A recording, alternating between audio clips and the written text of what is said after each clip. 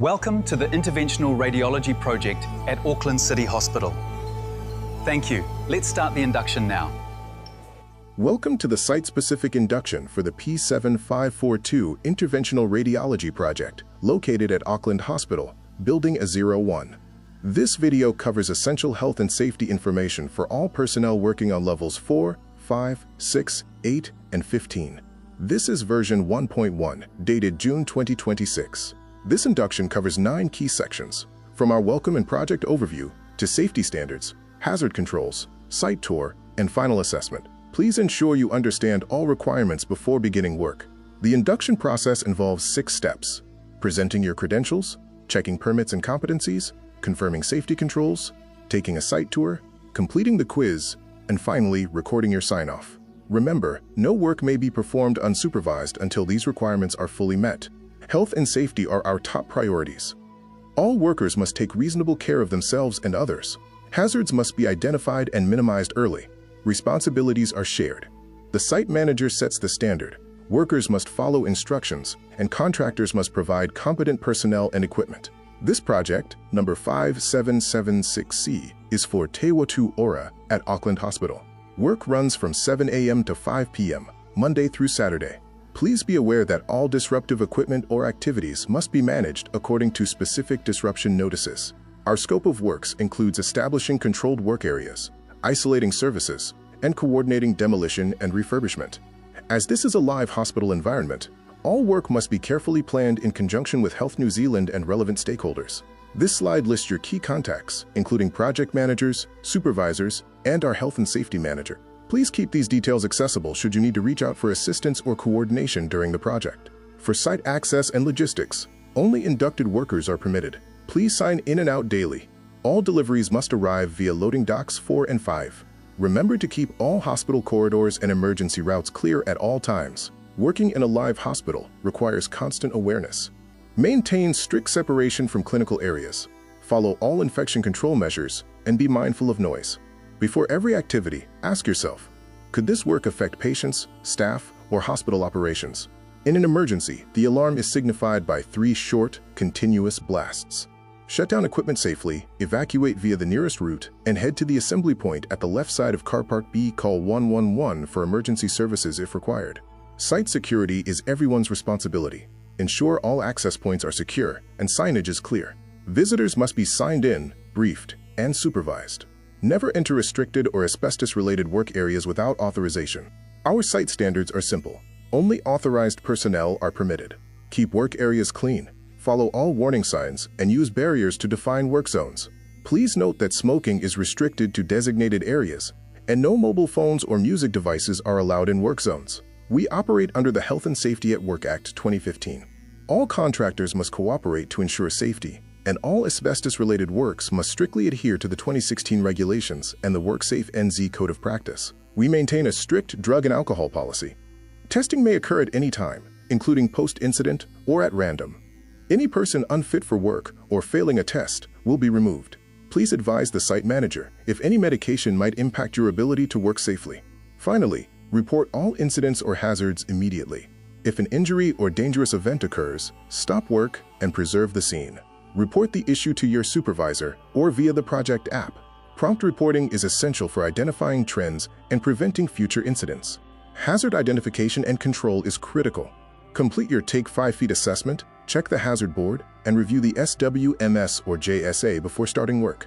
If you encounter an uncontrolled hazard, stop, isolate the area, and report it immediately. Be aware of project-specific critical hazards. These include managing asbestos materials, working in a live hospital environment, controlling dust and infection risks, working at height, and ensuring tools and equipment are safe and compliant. For asbestos, Greenway is our specialist contractor. No disturbance work can start until the asbestos removal control plan is reviewed. Asbestos areas must remain isolated, and only authorized personnel are permitted entry. If you find suspect material, stop work and contact the site manager immediately. When working at heights, use only industrial-rated ladders and equipment. Do not work above 3 meters on a ladder. Ensure all scaffolds over 2 meters are tagged and that you have current certification for elevated work platforms. Always follow fall arrest requirements. Your minimum site PPE includes safety boots, a high-visibility top or vest, and a hard hat. Always inspect your gear before use. Additional task-specific protection, such as gloves or respiratory equipment, may be required. Remember, failure to wear appropriate PPE may lead to removal from the site. Always use the right tool for the job. Inspect all equipment for current test tags and certification before use. Never use damaged or faulty tools. If you find defective equipment, tag it out, remove it from service, and notify the site manager immediately. Training and competency are mandatory. Workers must be inducted and qualified for their tasks. Site-safe passports and other relevant licenses must be presented upon request. Supervisors must ensure all workers understand the SWMS and site-specific hazards before commencing work. Permits and isolations are essential for safety. Before any intrusive work, ensure that services are isolated, tested, and verified. Use formal permits for high-risk activities like hot works. If your work scope changes, you must stop and rebrief your team. Keep our site clean and safe. Remove waste and trip hazards as you go. Keep corridors and hospital routes clear, and dispose of all waste in the correct bins. Never leave tools or materials unsecured in public areas. Your site tour is a mandatory part of this induction. We will confirm your knowledge of emergency exits, assembly points, amenity locations, and the approved routes to our controlled work areas. This ensures you can navigate the site safely from day one. Now we will complete a brief induction quiz. This ensures you understand our safety requirements.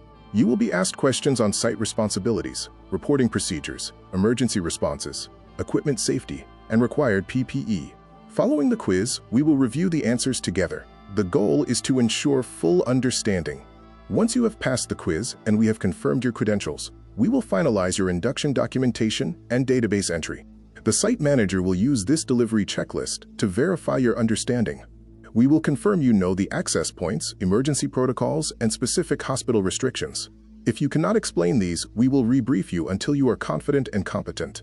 Regarding logistics, loading docks 4 and 5 are for deliveries only. Parking is restricted to allocated areas. Keep your vehicle details updated. Remember that materials must never obstruct public corridors or clinical routes. In any emergency, remain calm. Use the designated assembly point at the left side of Car Park B. Know the location of first aid and spill kits. If you must call for help, provide the specific location and the nature of the emergency clearly. This section covers hospital restrictions and disruption notices. Standard work hours are 7 a.m. to 5 p.m., Monday through Saturday. All disruptive activities, such as noise, dust, or vibration, require prior approval. Always respect clinical, restricted, and radiation-controlled zones, and treat all services as live until verified otherwise. If you discover any material you suspect to be asbestos, stop work immediately. Leave the area undisturbed, warn others, and isolate the zone if safe to do so. Contact the site manager right away and do not resume work until you receive formal clearance from the authorized asbestos controls team. Let's confirm your knowledge with these key site-specific questions. Where are the access points for deliveries? Where is our evacuation assembly point? Where are the first aid and spill kits kept? And finally, what steps must you take if you find suspect asbestos or require to use disruptive equipment? We have reached the end of this video. If you have any questions, please speak with the site manager now. Your next steps are to complete your paperwork, the induction quiz, a competency check, and a final site tour. Remember, active learner unsupervised work is permitted without a completed induction record.